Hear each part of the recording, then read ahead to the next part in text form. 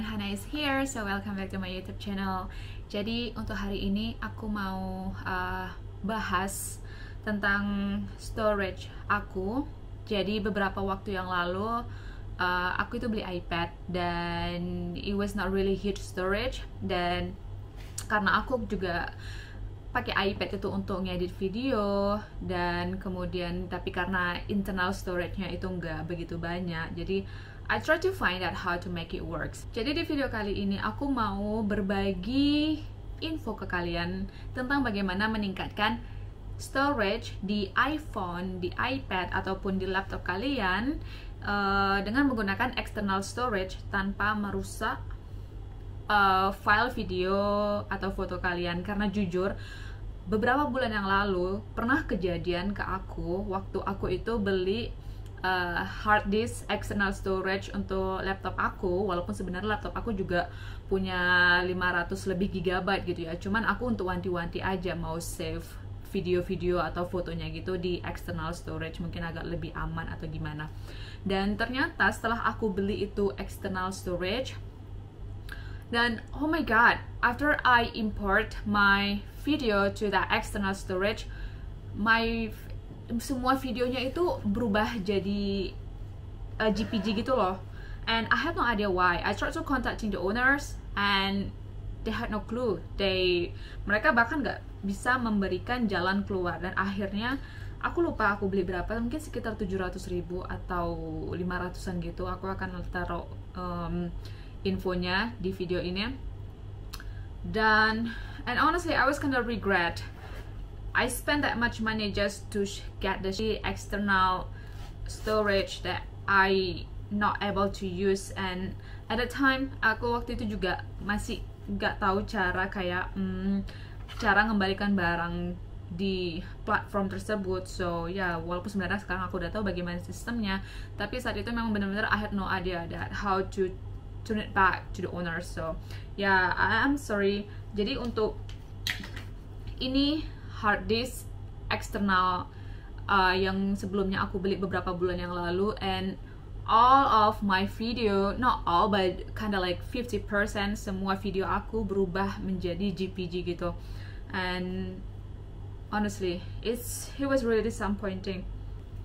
Jadi setelah kejadian itu aku tuh nggak terlalu percaya dengan external storage, dan and then setelah beberapa minggu yang lalu waktu aku ngedit video di iPad aku, dan ternyata I was run out the storage, and then aku nggak bisa lagi kayak ngupload video atau masukin file gitu ke iPad aku, and it was kind of disappointing. And I tried to find a way to how to make it works. Aku coba searching juga di YouTube, ada banyak channel YouTube yang menyarankan pakai SanDisk Expand, dan jujur aku nggak langsung waktu itu aku langsung hampir check out, tapi ternyata aku cancel untuk check out. Aku mau cari tahu dulu apakah itu bekerja dengan baik, kemudian aku baca dulu reviewnya gimana, dan ternyata setelah aku baca reviewnya ada beberapa review yang bilang setelah mereka pakai itu SanDisk Expand, beberapa video mereka rusak, beberapa file foto mereka juga rusak, dan honestly it just turned me back to my flashback to my experience before. Jadi setelah aku baca review beberapa orang seperti itu, walaupun itu nggak semua ya, mungkin beberapa orang it's okay, make it works fully 100% on, but maybe sebagian orang juga nggak begitu beruntung untuk memakai that SanDisk Expand. Dan tapi jujur setelah pengalaman aku sebelumnya beberapa bulan yang lalu memakai external storage dan video file aku rusak, dan aku nggak berani ngambil resiko untuk beli itu SanDisk Expand. Dan mungkin sebagian orang nothing was wrong about that, but aku nggak berani lagi kayak ngambil resiko untuk file-file aku, karena juga harganya juga lumayan ya, it was kind of pricey, and I don't wanna spend my money for nothing anymore for that. Dan jujur juga waktu aku coba cari tahu cara SanDisk Expand itu gimana bekerja, dan ternyata setelah aku cari tahu kita harus download aplikasi terlebih dahulu untuk import foto video kita di sana. Dan jujur ini tuh menurut aku seperti kayak Google Drive atau Outlook Outlook Drive gitu yang harus pakai aplikasi. Dan menurut aku, dan aku mikir apakah setelah memakai aplikasi ini bisa import foto atau video langsung dari SanDisk Expand ke video editor. My question is that is my biggest question, tanpa harus memindahkan lagi foto atau video ke HP ataupun iPad. Dan ternyata setelah aku coba hubungin dulu ke ownernya, ke toko SanDisk ini, dan aku mendapat jawaban respon bahwa mereka nggak tahu. Dan ada lagi satu toko yang mengatakan bisa. Tapi aku nggak begitu langsung percaya dengan apa yang tokonya bilang katakan bisa. Dan terus aku bilang, jadi aku bilang kembali, nanti kalau misalnya nggak bisa, aku refund kembali lah ya. Dan they didn't reply me at all since then. Dan mereka sebenarnya juga nggak yakin, karena sebelumnya mereka, dan di toko yang lain, di toko SanDisk Expand official yang lain juga mengatakan they never tried, and I asked them to try it first, and they said that they can't. Mereka nggak bisa coba itu karena itu tersegel. Dan akhirnya karena juga kembali lagi karena aku nggak mau ambil resiko untuk mau membuang uang untuk hal yang belum pasti, akhirnya aku coba lagi informasi lain di Google, di YouTube, dan setelah aku lihat di YouTube, ternyata ada satu orang yang memposting bisa meningkatkan cara menambahkan external storage to your phone or your iPad or your gadget, laptop or something like that by card reader. Dan setelah aku lihat itu YouTube menggunakan card reader, and I was try to find out about card reader yang benar-benar aku bisa gunakan, maybe to my phone or my iPad. Dan sebelumnya aku juga nggak kayak langsung percaya gitu bisa import, is that able import photo or video directly for that external storage to your video editor without transferring them first to your iPhone, to your phone or iPad first. And yeah, that is still my biggest question, and I tried to find out about that first. And then jadi waktu itu aku ada kayak card reader gitu yang bisa aku gunakan di laptop aku, tapi nggak bisa di iPad ataupun HP. Jadi itu hanya bisa digunakan di laptop aku. Jadi setelah dan kebetulan memori yang aku pakai di kamera ini adalah, sekarang aku lagi pakai DJI Pocket 2 untuk merekam kamera ini. Nah, karena memori di kamera DJI Pocket 2 ini yang aku pakai adalah kamera yang mini, dan itu aku coba masukin ke